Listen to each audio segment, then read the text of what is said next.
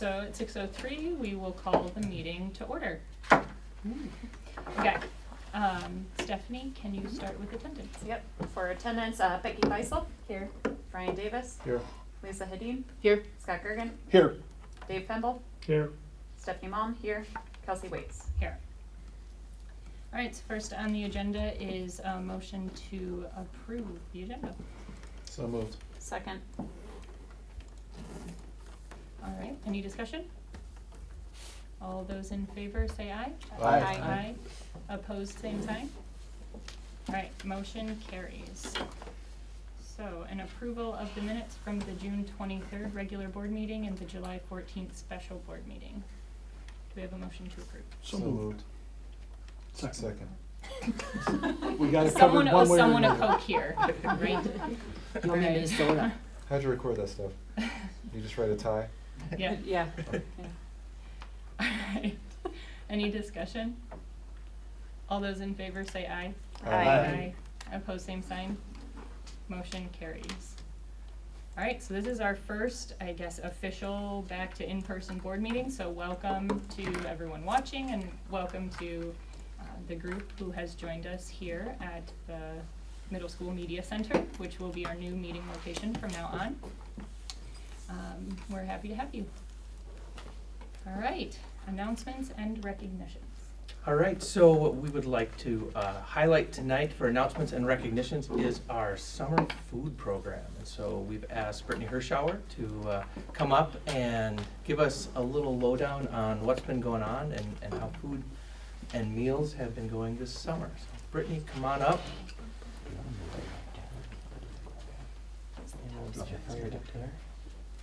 She's gonna wipe the microphone. The top little square on the back of the TV.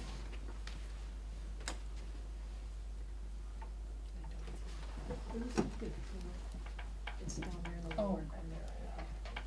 Here's a mic for the people to talk into. Then you can stand or sit or whatever you'd like. There's actually still buttons on You're it. my controller? Okay.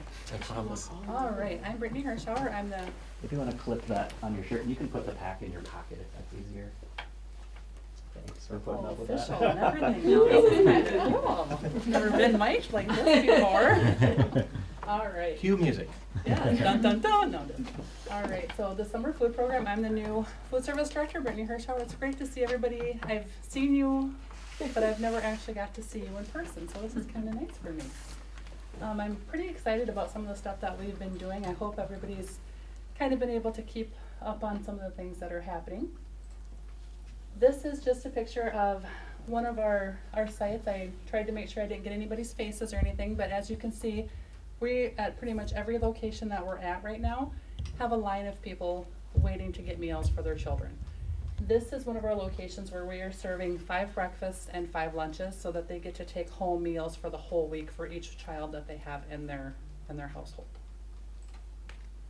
And here's us loading up some of our stuff. We had to switch to using one of the big vans, so the custodial crew has been very kind to us, and they're helping me out by bringing roughly about 150 to 200 5 breakfast, 5 lunch meal packs down to our Saviors, because they are our night pickup on Mondays.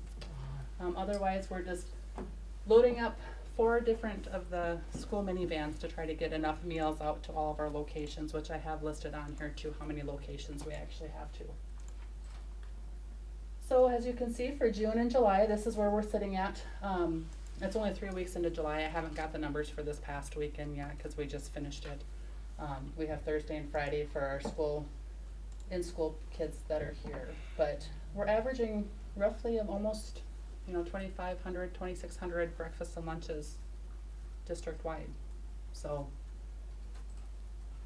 and here are some of the locations that we have. So we have all these different locations. I wanted to try to make sure, I'm passionate about making sure that there is no child out there that is not going to be able to have breakfast or lunch during the summer. So tried to make sure that I'm getting as many locations as I possibly can so that I'm spread out amongst all of the district as much as possible. So these are our in-town locations, and there's a couple in-town locations here, and then I have a couple too, just trying to make sure that we're hitting Hampton and Maysville and Vermillion, just so that if a child needs to walk to get it, they can get their meals.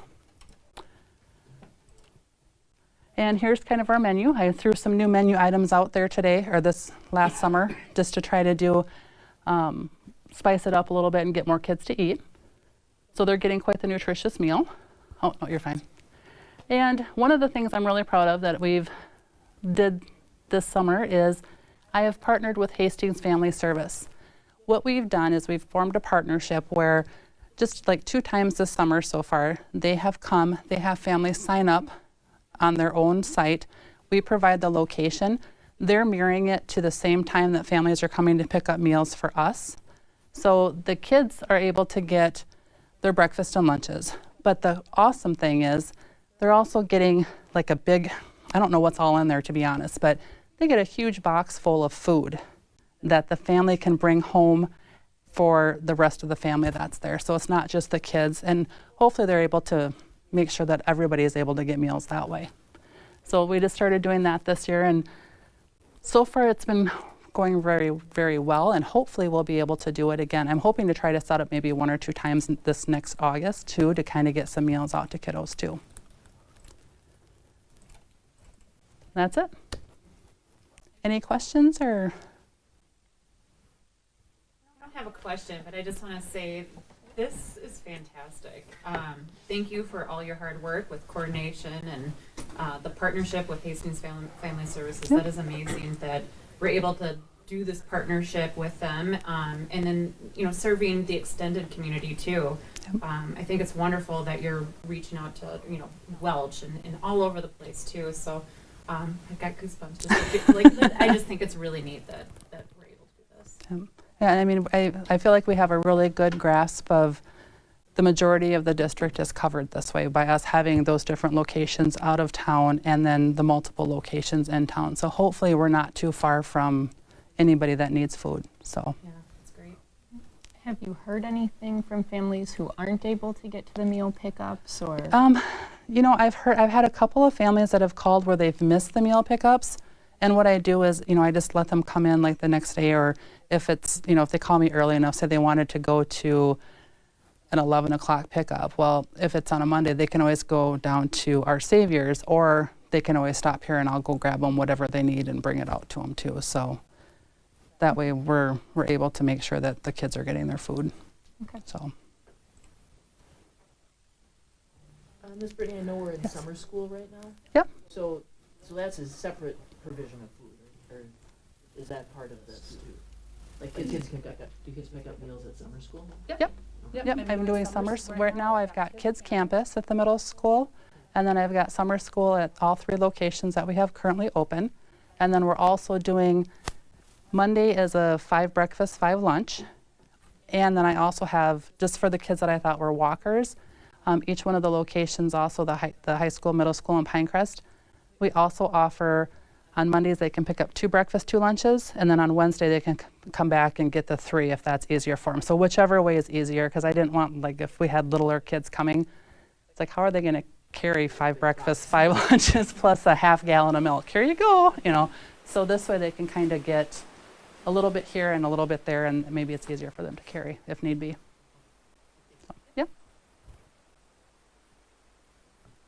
Any other comments? Questions? Well, thank you so much for all of your hard work on this and for making sure all these kiddos get meals. Thank you.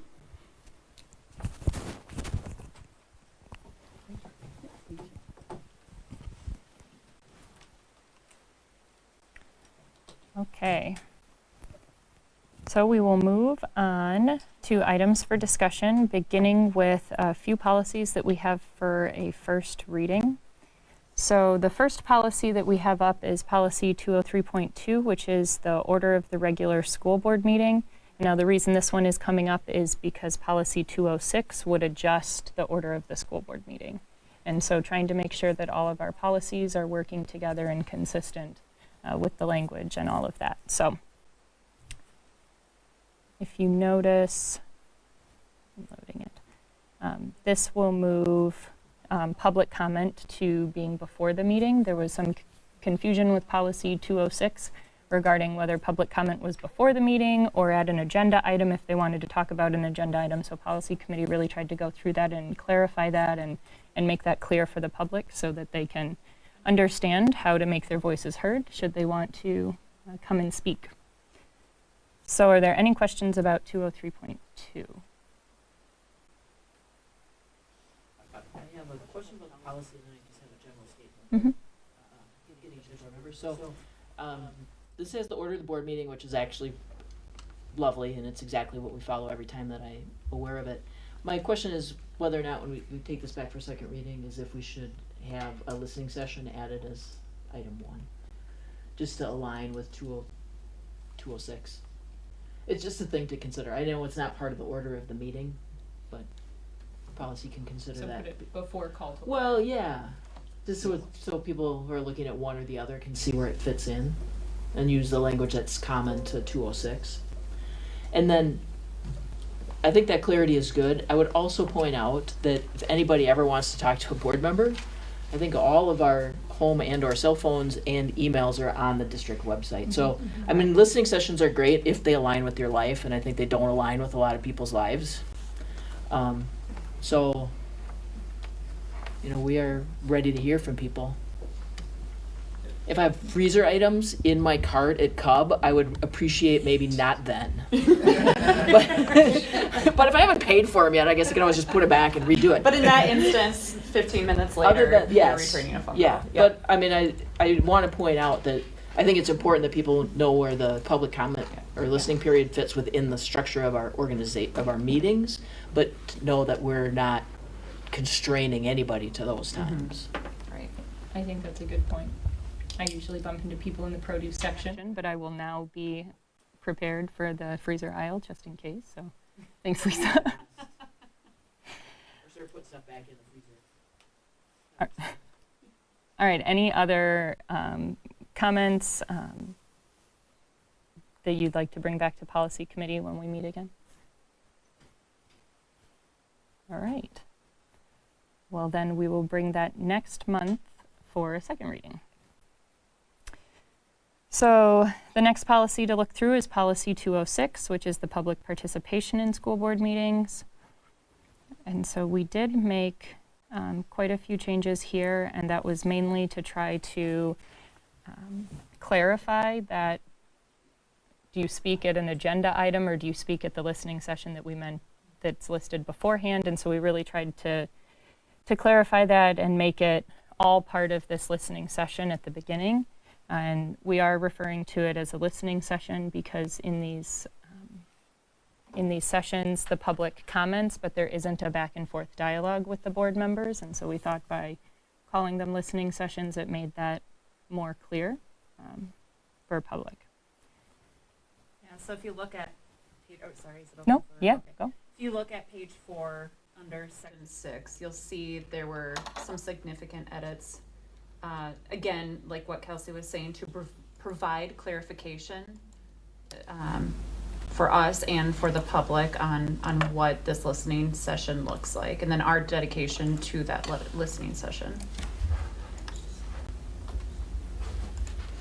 Yep, and so if you notice, this would have the listening session start at 5:45 prior to the regular board meeting. So we would have board members here at 5:45 to be present for that listening session. Scott? Thanks, Lisa. I do have a question on number 3. So I'm looking, let's see here. I can scroll to get to the page number, just one second. Procedures for requesting to address the board. So this is section 6, item 3. So item 1 says school board, item 2 in section 6 gives direction on how to sign up, what you must provide, what is optional to provide in terms of identifying your name, your address, etc. Then number 3, it says, so one of those things is your relationship to the district. Item 3 says, in order to speak, the citizen must meet one of the following connections to the district. a resident of the district, a family member or guardian of a student in the district, or a taxpayer of the district. And I'm just kind of curious about that because we get our funding from 3 different sources, the federal, the state, and our local taxpayers. So how do we, is this, the way I read this, it feels like we're saying you need to be a taxpayer in ISD 200 in order to qualify to address the board. And I'm wondering if that's really the direction that we want to go. Yeah, I think, and that's something we had discussion on as well. And so I think regardless, that language would need to be cleared up by the policy committee by what we mean by taxpayer, because as you said, does that mean taxpayer within the city of Hastings, within ISD 200, within the state of Minnesota? Or, I mean, that could be someone in Florida who technically their federal dollars are moving this direction. So I think that's a great thing for policy committee to talk about and to clarify. And so, Yeah, not that I'm anticipating right. that someone from Egan is going to come to Hastings to speak, but I think we would have an issue trying to limit it based on that. I don't know. So that language comes, the recommendation of MSBA and how they recommend you put it in there. The intent is to be local taxpayer dollars, and it's intended to address folks who work and pay taxes on the business side but don't necessarily reside in the district. So that is, to your point, that is the intent of it, and that's the way it was explained from MSBA. But yeah, the board will have to decide whether that's what you want to keep doing or want it in there or not. Yeah, and so one of the thoughts with that is if we have a limited amount of time that we can do a listening session, that we want to make sure the priority for that time is given to people who have a relationship to this district, because we have seen in other districts where people do come from outside of the district in order to speak on an issue that they care deeply about. And so making sure that that priority is given to residents of the district, to family in the district. We didn't want to just say residents because we do have people who open and enroll into the district, and so making sure that that's also clear. And we can have more discussion on that too, if that's something that the board wants to move forward with or doesn't feel comfortable moving forward with. Yeah, I think we'll have to give that more thought. Okay.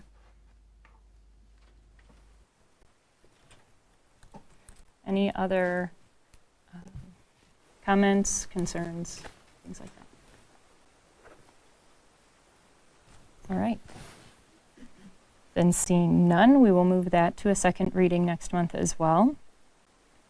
So the next policy is 206A, which is an addendum for 206. So this is the sign-up sheet that would be used for community members who wish to speak at the listening session. So this is a significant change from what we previously had, and it's to align with the policy 206 changes, where those coming in for the listening session would have to sign up, write their information down on this sheet by 5:40, so that we can have their information. It's mainly for follow-up, is what we're looking at. And as policy 206 pointed out, they do not have to leave their email. That's really if they would like someone from the board to follow up with their concerns.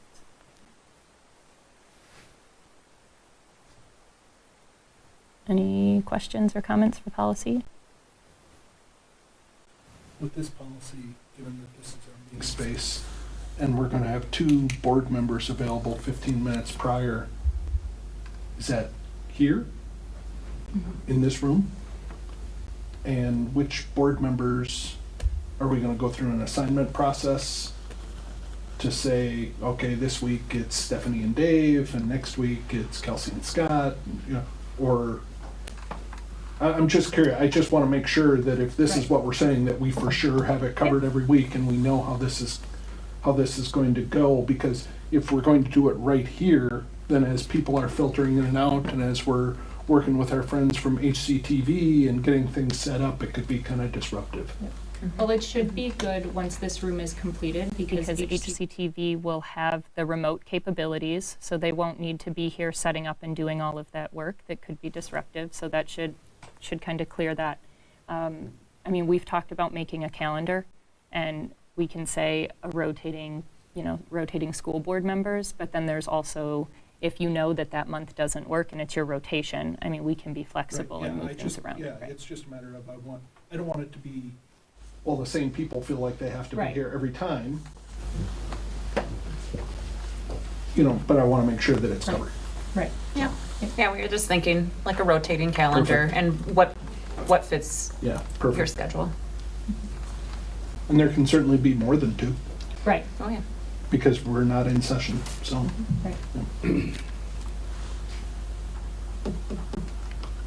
Any other questions or comments? All right, and that will also move into the second reading next month. So we'll move to policy 501, which is the school weapons policy. And this change does come from MSBA, and if you go down to page 4 is really where the big changes start, specifically looking at policy application to instructional equipment and tools. And it's kind of clarifying that tools that are used in, you can use tools in classes, but you can't use those tools as a weapon. And then in part 5, we have some more changes there as well. They're listed in the green.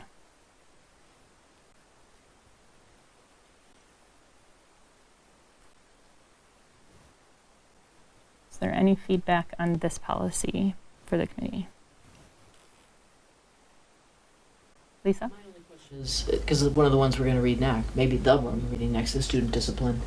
And is that, so here the consequences paragraph, Superintendent McDowell, do those, it would just be to confirm that those consequences align with our table They will. that the administrators have? Okay, thank you.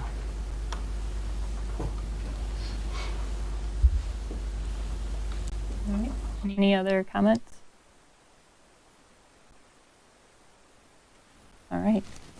Seeing none, we'll bring that forward for a second reading next month, and we'll move on to policy 502, which is the search of student lockers, desks, personal possessions, and person. And this change as well comes from an MSBA recommendation, which is under Part 4, letter E, and it's regarding strip searches and clarifying that strip searches can only be conducted in circumstances involving imminent danger. So this is basically, think of if a student has a gun and they hide a gun on their person. Something where you absolutely cannot wait for a police officer to come.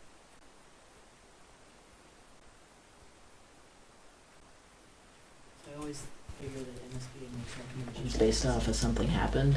And I read this and I thought, oh, geez, I do not even want to know what happened. Because people don't sit around just making this stuff up. They have to experience a crisis And for those find the curious, gaps. we have policies that we have to review on an annual basis, and that's a way for us to check if there have been updates to MSBA's recommendations to these policies, and so that's where these changes come from. And MSBA is the Minnesota School Boards Association, which most school boards are a part of. Maybe are all school districts part of that? And so they give kind of guidance to school boards regarding policy and things like that. All right, do we have any questions or feedback on this one? All right, seeing none, we will move on to the last of the first readings, which is policy 506, student discipline. So this policy has really been completely rewritten based on the discipline committee, who has been hard at work on this for the last months. And they've really pulled together a really great product, working on, having consistency and also making sure that discipline is not punitive for kids and that it does something. And we have looked through this at the work session, but if you have any more feedback or questions or comments for the committee, then we can take that back and rework things next month. Scott? Just, I know we talked about this at the work session. We talked about a lot of things, and this is certainly not a big deal, but under general statement of policy, I think we need to do some cleanup there in how we refer to the school board, the district, the board. So we have different, we're referring to different areas in there by different names, and we refer, one of them is the district, and then we don't have a area of responsibility for the district. We have the school board, the superintendent, the principal, teachers, etc. So we just need to clean that up and just align with the verbiage that we have down below, whether that be school board or the board or whatever. I think in areas of responsibility, it's called out as the school board. Yeah, I see what you're talking about here, Yeah. Scott. Yeah, just the consistency with Yep. with wording and Yep. yeah. Okay, and titles. And maybe it shouldn't be the school board, maybe it should be the district. Right. Okay. Because one of them is talking about what the school board believes, and it's like, well, really, this is a district belief. Correct.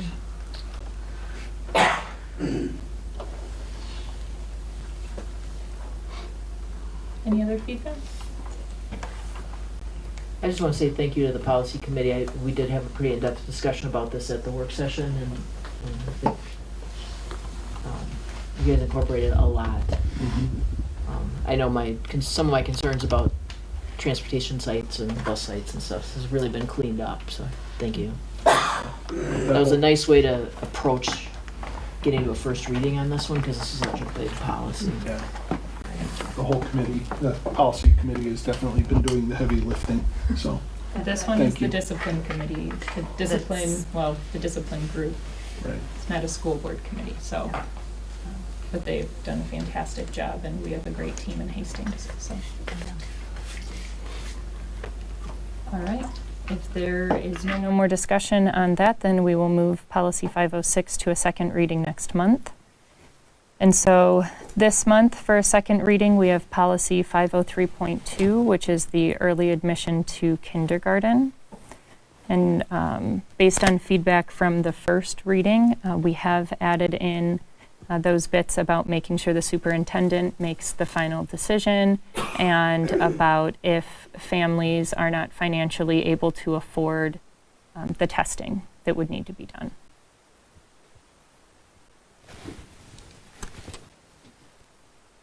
Is there any feedback on this, comments, changes?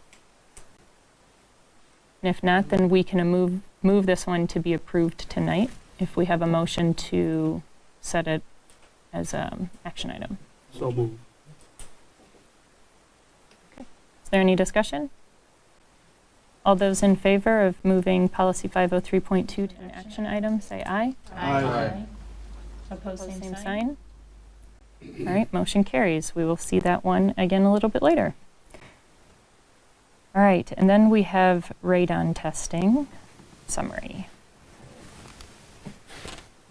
So we'll bring Cam Peterson up for that. You get the traveling mic, Cam. Okay. Spot. Just gotta put it on your lapel.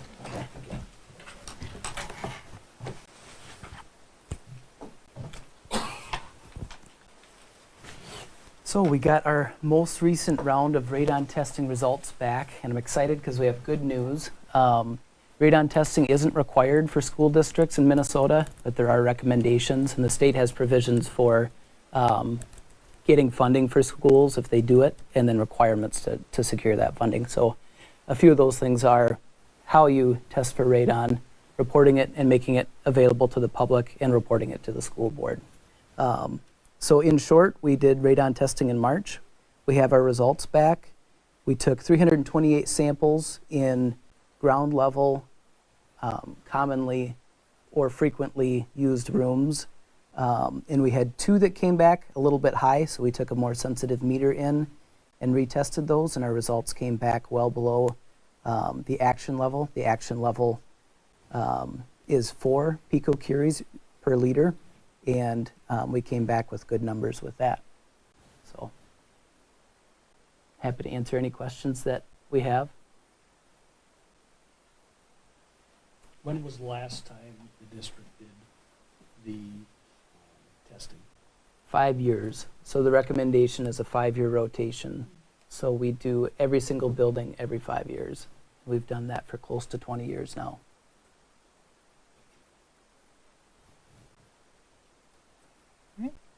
It's not a large presentation, but it is something that's required to present to the board so that everybody's kept up to date. Yeah, with it. it's great news. I'd be concerned if it was. Yeah. One more example of how our custodial crew and maintenance crew are keeping up with our buildings and just making sure we're staying on top of stuff. So we appreciate that. They've done a great job. Thanks, Kim. Thank you. All right, we will move into the administrative reports, beginning with the superintendent report. All right, thank you. I just have a couple items tonight that I want to go over. First of all, I want to introduce our newest director, Ms. Rachel Larson, who's here tonight. So she has been hired as our Director of Teaching and Learning and has hit the ground running, meeting with principals and staff and getting things organized because in about a month we've got a school year starting. So there is no break. So with that, I would turn it over to Rachel and let her say anything she wants to say and open it up for questions, comments. Oh. Traveling mic. Okay, wow, this is great. Cam, I get this too now. There you go. Great. Just a party today. Yeah, right? Oh. Well, good evening, school board members and staff and students and families of the Hastings Public School District. I'm thrilled to join the Hastings team and very proud to share that you should be very proud of the wonderful welcome.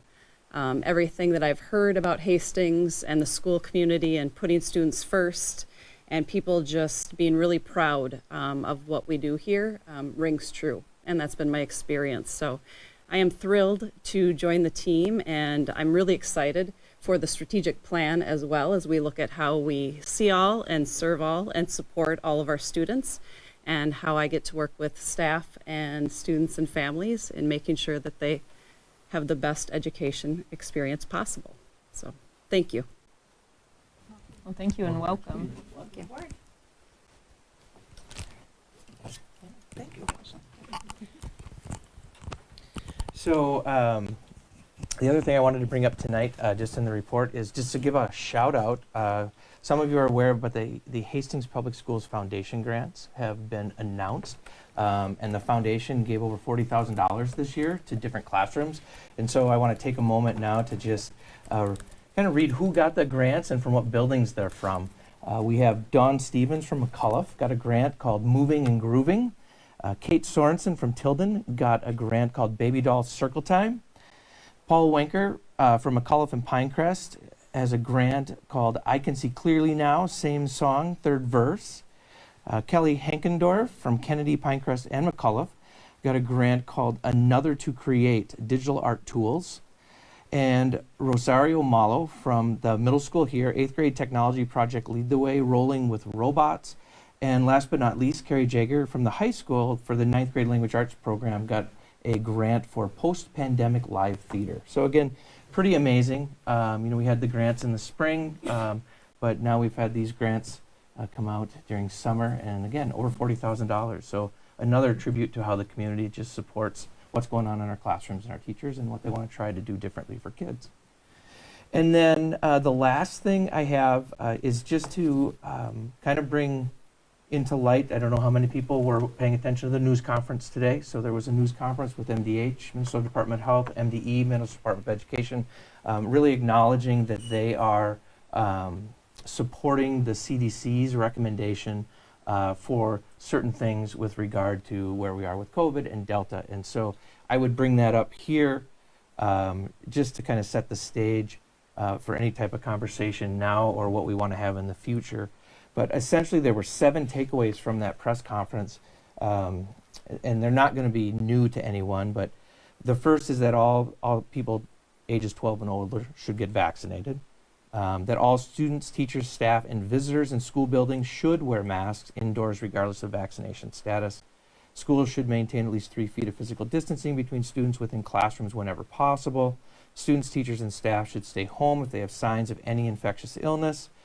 Students, teachers, and staff who have been fully vaccinated do not need to stay home even if they have had recent close contact with a confirmed case, so long as they're not symptomatic and remain and they don't test positive. And then people who are not fully vaccinated and returning to in-person school, sports, or extracurricular activities should get tested regularly. Finally, schools should continue to strengthen good ventilation, rapid and thorough contact tracing in combination with isolation, quarantine, hand washing, respiratory etiquette, cleaning, and disinfection. So as we move along through this, pretty much everything on that list is stuff that we ended the year doing, right? So we're going to maintain, as we move into school, we're going to maintain our cleaning protocols that we had in place for when we have schools in session. So we're working on that with Cam, the maintenance crew, and Jen. For our all of our etiquette and things like that, we're going to be doing that with students and families. We're going to continue to follow the contact tracing guidance that MDH, MDE has out. So as of right now, if you're vaccinated and you come in contact, as it said, then you don't have to quarantine. Doesn't mean you can't quarantine. And as far as contact tracing goes, the contact tracing right now ends with, bless you, ends with people who have been have gotten positive results for COVID. So we'll continue to monitor those things as they change. I anticipate this is going to change all the way up through the week before we start school.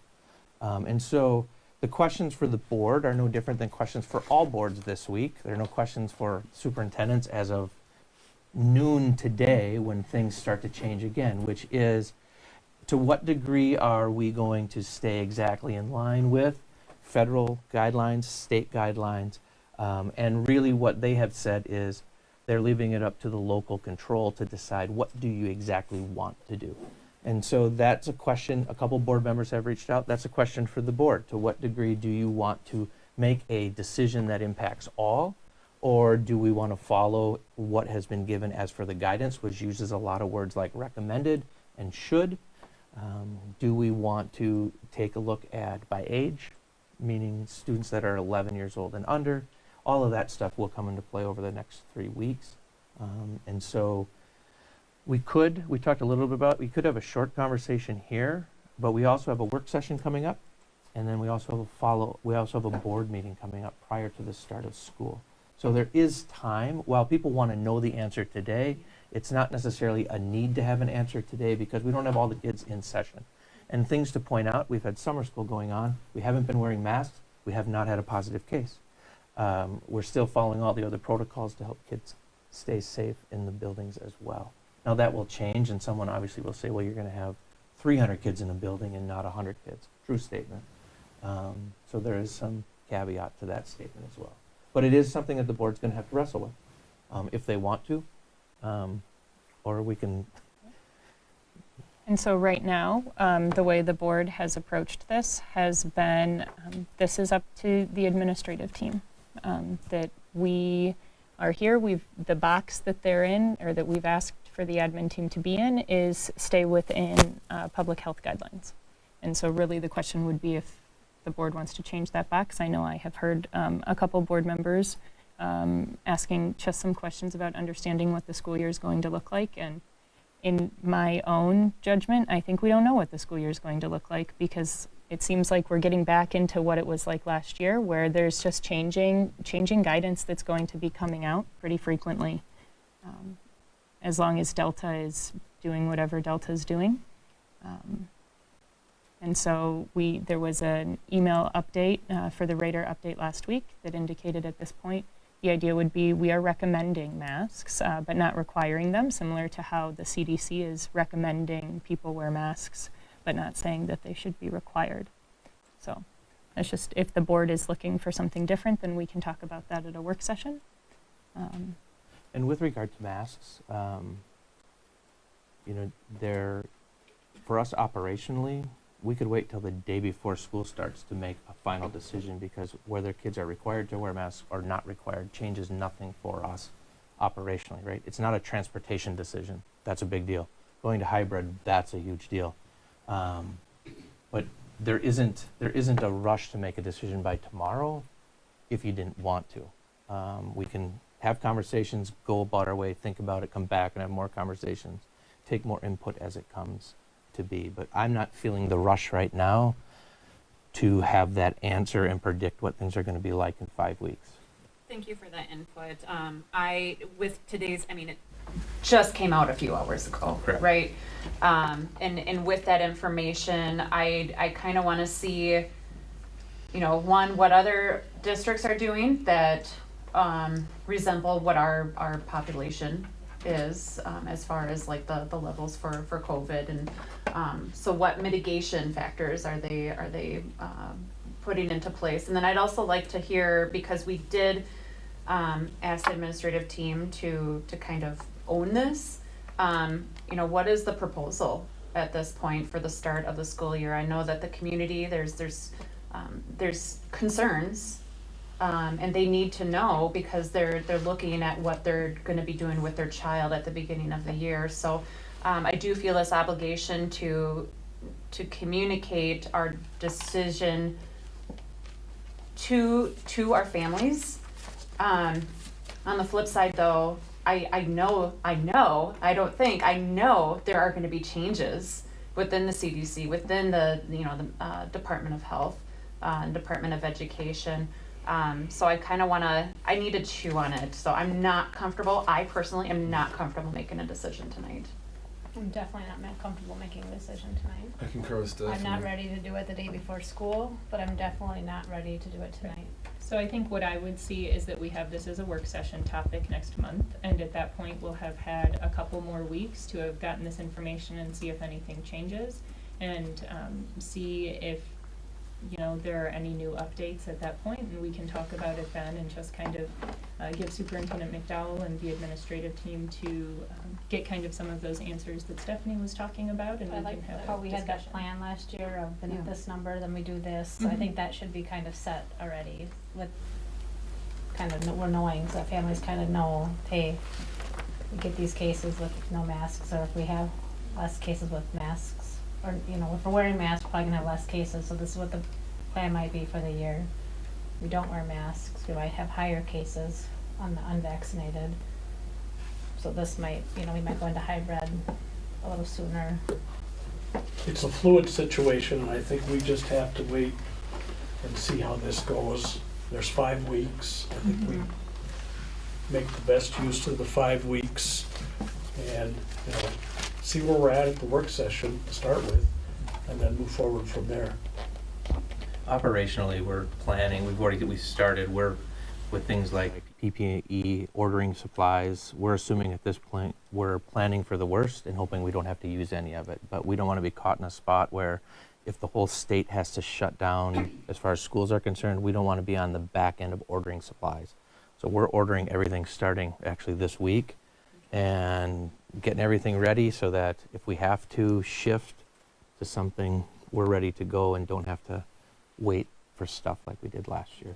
Let's knock on wood that they Yeah. select us. Yes, that's the plan. Yeah, and I am hopeful because of how the Delta variant has really gone down quickly in India and the UK, that it doesn't seem to be lingering in the same way that it was.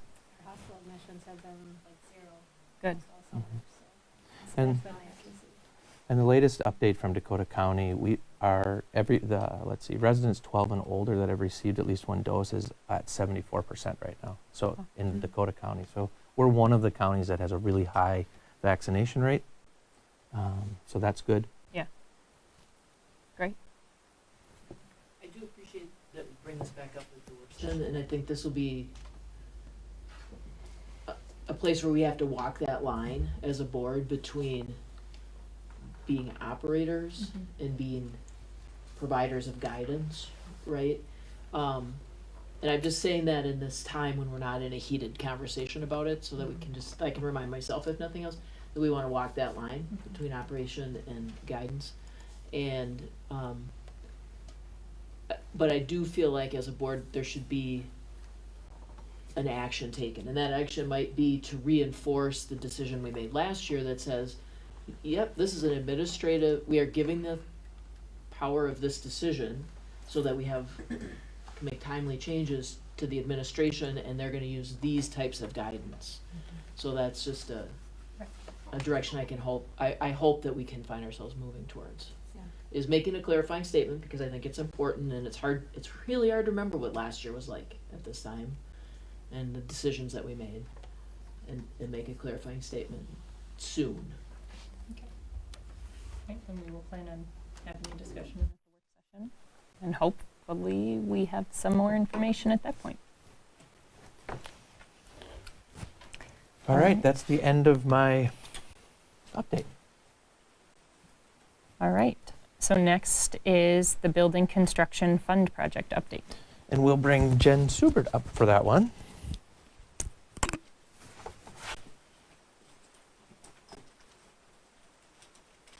Okay, so we had a few updates to the Building Construction Fund report that we provide each month. If you look in the top section, those are the projects that have been completed.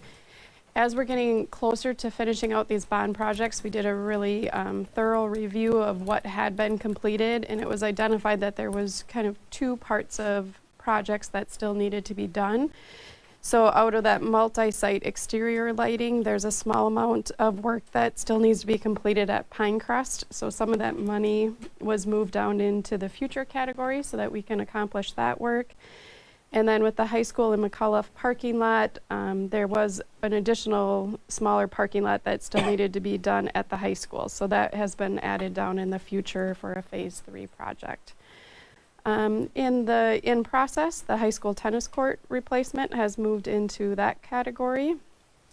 And then in design, we've now added the district office renovations as well as the boardroom renovations. So at this point, we have about 43 out of the $48 million of the projects either incomplete or in process. So that's about 90% of the overall budget. Any questions?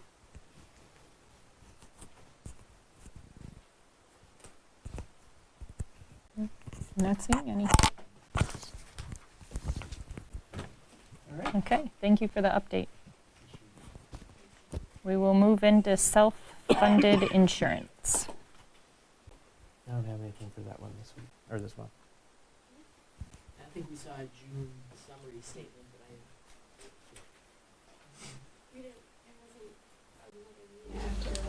No, that's what I mean, I don't have anything for the update on that one either. Okay. All right, and then we will move into the policy committee summary. I always feel a little weird about this one because we've already gone through policies where I've pretty much given you the update on all of those policies that we discussed. But things that we haven't brought up yet are just next on our annual, or that are also going to be done. We looked at some policies on the annual review that there were no changes recommended to. And so those will be in the action items later. And that's really just us putting a new date on, acknowledging that we have reviewed those policies this calendar year as we are required by statute. And so those are policy 413, harassment and violence, policy 414, mandated reporting of child neglect or physical or sexual abuse, policy 514, bullying, policy 524, internet acceptable use and safety policy, and policy 616, school district system accountability. And then policy committee will be meeting next month, or next week. So. So if it's just a date change, we can take action on it straight away. Mm-hmm. Yep, we only need to go through the 2 readings if significant changes to a policy have been made. So if we're not actually making changes to the policy itself, they can just be marked as reviewed. And foresee a future like 2 years out. Well, we're just clipping on policy. Yep. That would That be is the the hope. plan. That's the plan. We're working the plan. Yep, we've got it all set up in a calendar to make sure everything gets, reviewed as it needs to, and Good. we're moving along. All right, so Community Engagement Committee, Stephanie? Yeah, so we met 1 month ago today, so on June 28th. I will say this committee is very engaged, and it's a fun crew. So we went over the results of the community survey that was sent to the community, and by community I mean those that are not parents, those that are not staff. So looking at the broader spectrum of the community, we sent out that survey to provide us feedback on, you know, what does Hastings bring to the community? What do you value about our district? So based off of those results, we talked about the top priorities for the community, and it's all about, believe it or not, engagement. So partnering with the district and the bigger community. So they had some really good ideas, and we talked about, you know, the feasibility, desirability, or, you know, what's desirable, and then is it sustainable? And so I just want to highlight a few things. And then for, you know, those folks that are listening or that are here, this is on Board Book, and you can take a look at this summary if you're interested in it. But the committee was looking at connecting non-school groups with the district, such as like dance programs. We already have like the Black Dirt Theater, Hastings Art Community for painting and music, School Impact Council, United Way Learning Buddies. So there's a plethora of volunteer opportunities that can bring community members in and engage with the students and vice versa. You know, exploring further with junior achievement opportunities. Organize a local community event similar to like a career fair where students can meet the local businesses in the members of the community, and then exploring opportunities for growth for those students and then for the community, and then encouraging the students to be comfortable in Hastings and understanding that there are opportunities within our community for more outreach. There's volunteer opportunities during and after school to encourage equitable access to these opportunities.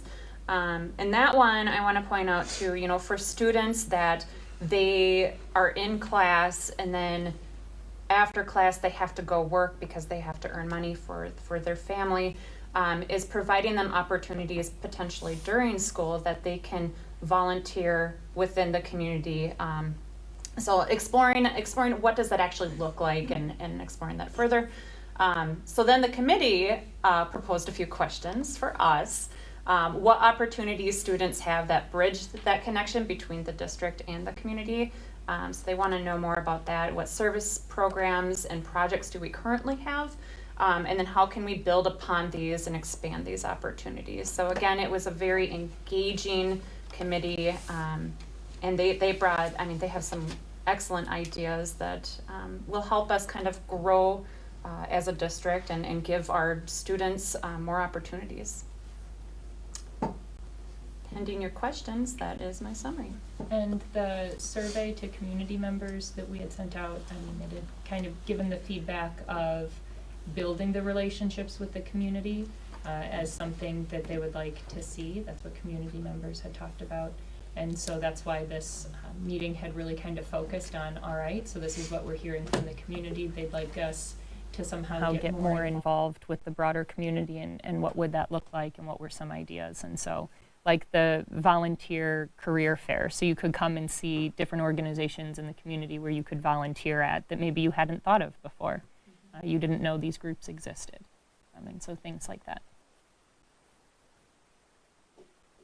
Yeah, it was a great group though. What's your general meeting schedule? What's the goal to have a Initially, it was every month. Now we're looking at every quarter. So, yeah, I don't know when we're going to meet next, but I think it's going to be right September, right? September. Yeah, it was right good. after We school decided starts or something. right after the beginning of the school year Yeah. we wanted to Yeah. reconnect.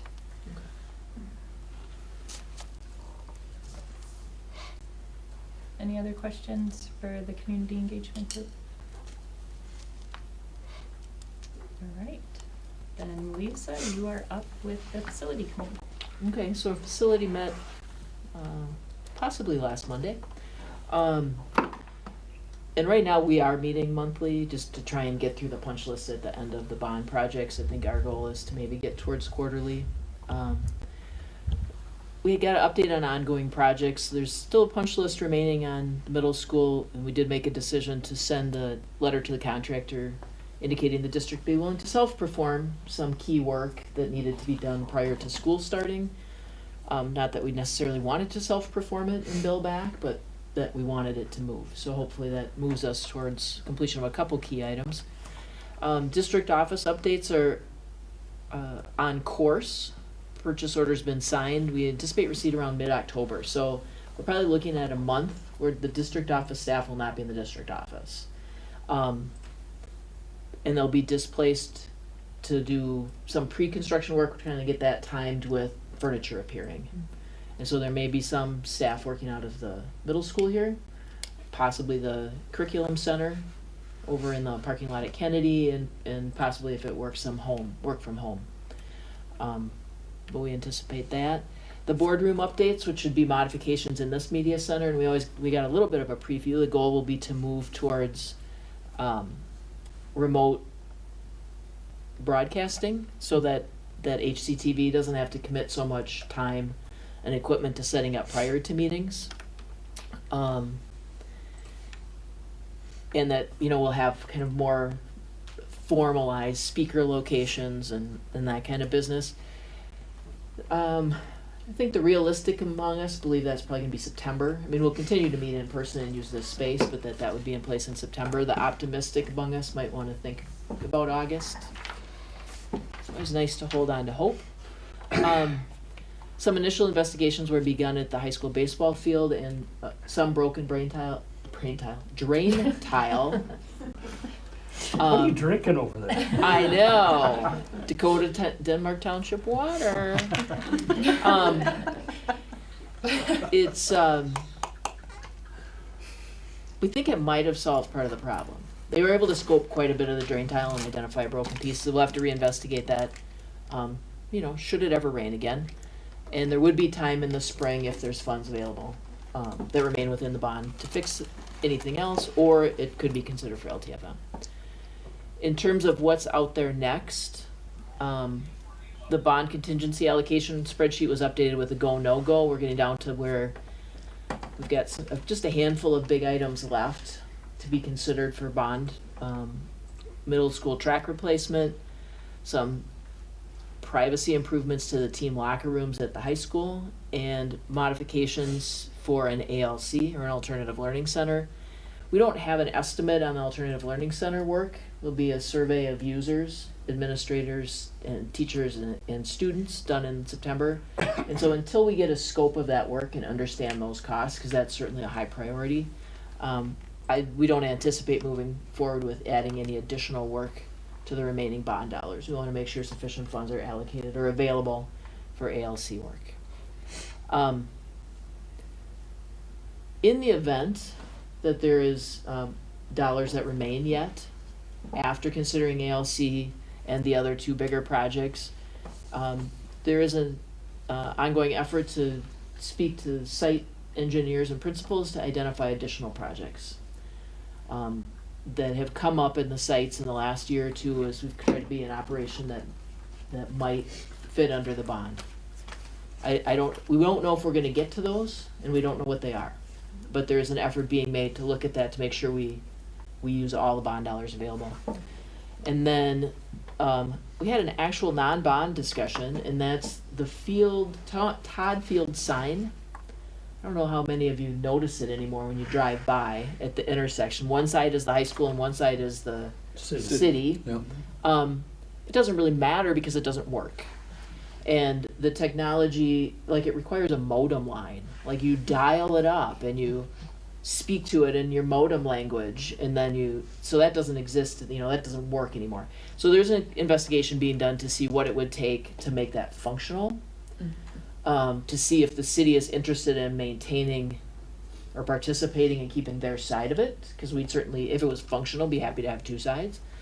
And then identify what that cost would be, because we're looking at 3 to 5 years before Minnesota Department of Transportation comes in and wants to realign that intersection. And so it's not for the long term, but if it's a not substantial cost. We want to understand that and make use of that resource. And if it can't be fixed, we probably don't want to have it anymore. Right. Because it's not, it's not very classy to keep all your broken stuff sitting out next to the highway where everybody can see it. So that's up there for consideration in future meetings. I don't know, maybe I'm just the only one who doesn't think No, that's it's just, classy. it's just a good I'm way not to judging you. visualize it. I'm not judging you, Scott. Whatever you got parked in front of your place. It's been a long time She since worked on we've the been in script for person. tonight. Truck works, it's parked out in front. It I gotta works. compete with these super engaging community engagement meetings, I got Bob and Cam. Wow. No, but we've done good work.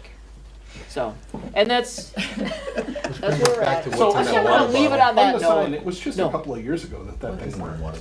Yeah.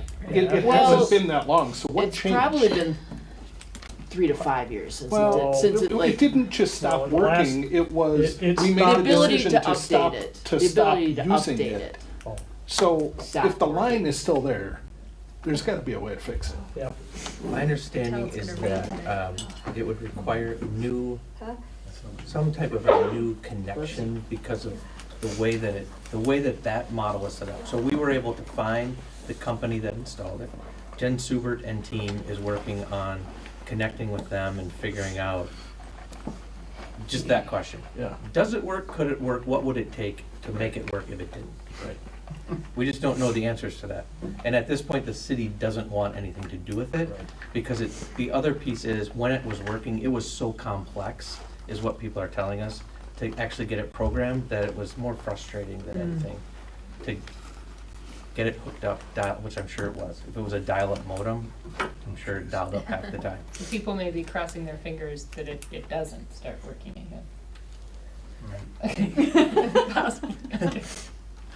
I would not be the one typing into it, so I think no we wait and consequence. see until the state has the intersection It's redone. like Morse code. they would. They quit half sentence, so. Well, to that point though, Dave, I don't think we don't want to wait until this. No, the but DOT I is don't, done, I don't wanna but if give it's- up the sign or the sign location until we find out from the state of Minnesota Department of Transportation what that intersection is gonna look like. Right. And at such time when that intersection is laid out and we know where we have an availability to put a sign, hey, District 200, the city of Hastings, we had a sign, let's work together to put in a sign or fix what we have. Right, but we're even looking at could we fix what we have before that time? And that's the question, is it just what would it take? Right. Because Right.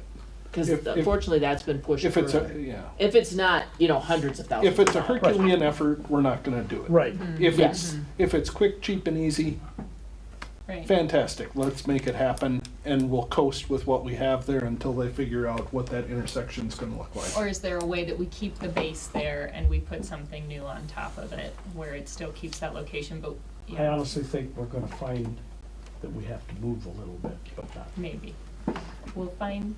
we'll find out. We'll find But I agree that I don't wanna give up the sign or tear it out and then, oh, gee, we could have a sign there, we had a sign once upon a time, we could, I hate to say it, and I agree with the point about it doesn't work, and especially if somebody misspelled a word and didn't notice it, and it kept on there for a day or two, which has happened. Yeah.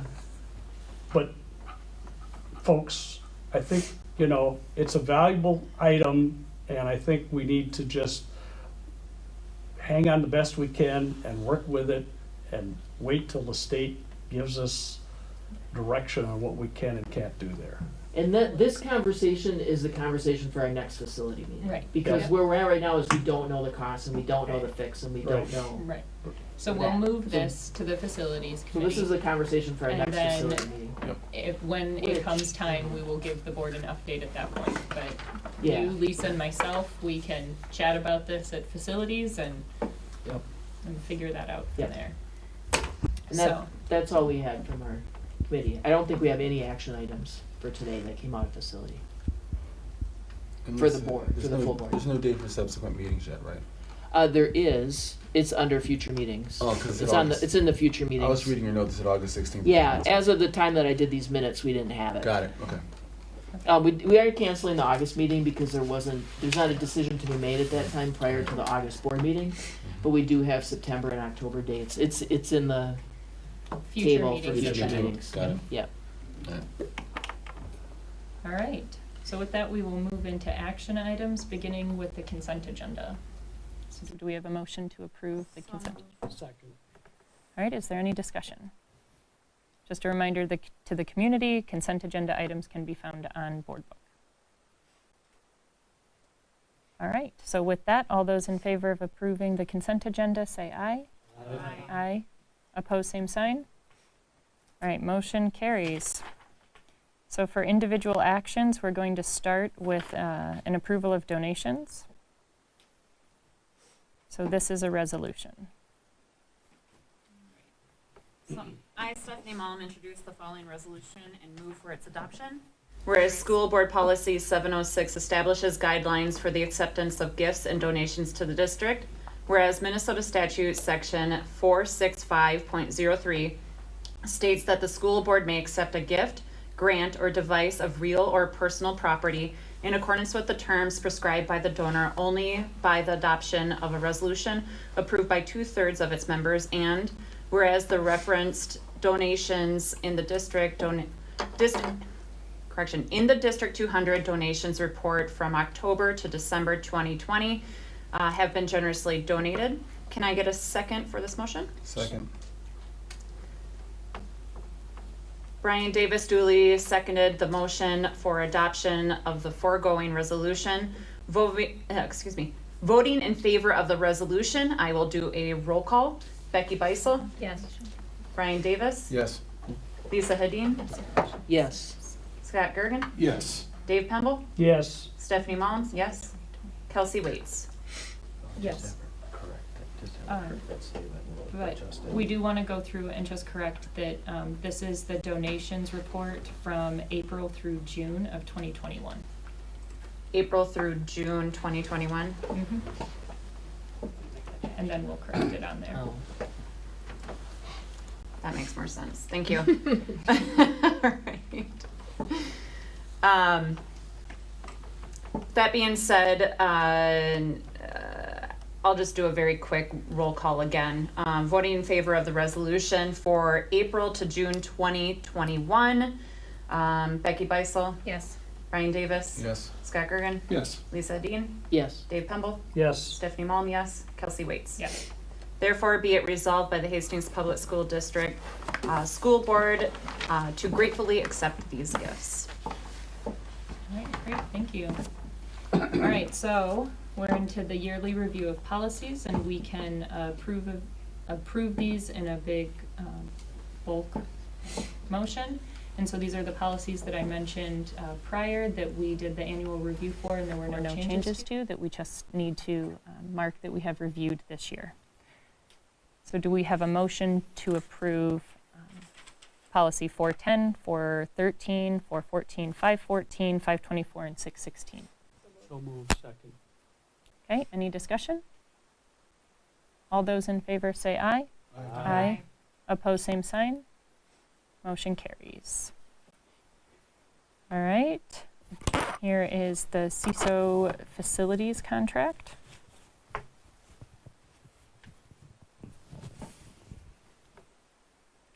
Do we have a motion to approve? So move. Second. Is there any discussion? All right, all those in favor say aye. Aye. Opposed, same sign. Motion carries. All right, next up is a resolution relating to the election of school board members. And so we have done a couple of these resolutions before. This is just a little bit different. And I know at the beginning of the year, we had kind of looked at combined polling places. And this would continue to move forward with those combined polling places rather than having them be individual. And that's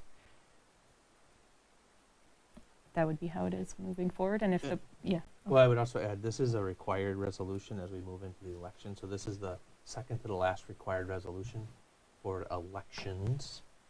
We have to have, this is the call for the general election, and so it's the resolution that says, here's what's going to be on the ballot, here's that type of information, here's where the polling places are, that type of stuff as well. And then in September, we'll have the final resolution, which establishes who the election judges are at those polling places. Yep. So this is a requirement under statute because we are going to be holding an election for board seats in November. And I know that, Motion, waive the reading. Mm-hmm. Yep, and I'll, yeah, so, are we ready for the? Mhm. Okay, so Stephanie Malm, introduced the proposed resolution as it has been written and move for its adoption.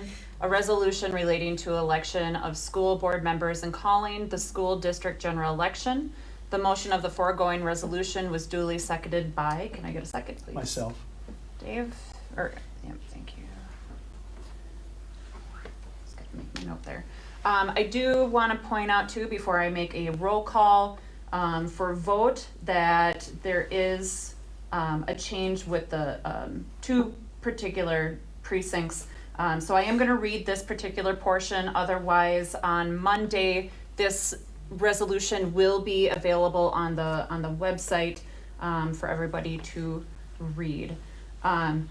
So because the city of Cottage Grove will be holding a municipal special election on November 2nd, 2021, the polling places for voters residing in the precinct in that city shall be polling places designated by that municipality. According to the city of Cottage Grove, the polling places for school district voters in precincts located in the city of Cottage Grove shall be as follows. So Cottage Grove Precinct 3 is going to be at the Cottage Grove Middle School at 9775 Indian Boulevard South, Cottage Grove, Minnesota. And then Cottage Grove Precinct 7 is at the National Guard Armory 8180 Belden Boulevard South, Cottage Grove, Minnesota. And we'll go into a roll call vote. Voting in favor of this resolution, Becky Beisel, yes. Brian Davis, Yes. Lisa Hedin, Yes. Scott Gergen, Yes. Stephanie Mullen, yes. Dave Pemble, Yes. Kelsey Bates. Yes.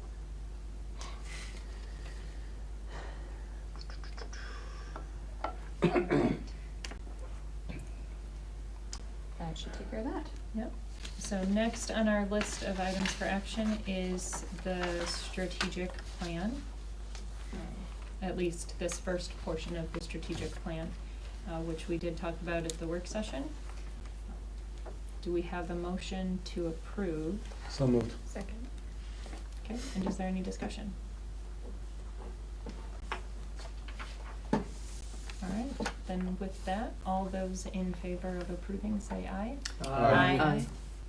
All opposed, same sign. All right, motion carries.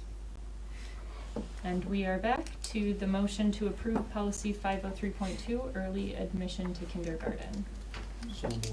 Second. Right, any discussion? Okay, all those in favor say aye. Aye. Opposed, same sign. Motion carries. So last up is just the list of our future meeting dates. So policy committee will be meeting on August 2nd at 5 p.m. August 11th, we are doing an extended work session, which is a board retreat. That's at 5 o'clock. So all of these meetings are in the district office that I'm listing here. Policy committee will again be meeting September 2nd, facilities September 24th, and facilities again on October 26th. So all of our committee meeting dates can be found online. For community members who are interested, they are all taking place in person in the boardroom, which does mean they're not being recorded and put online anymore, but they are open to the community to come and attend.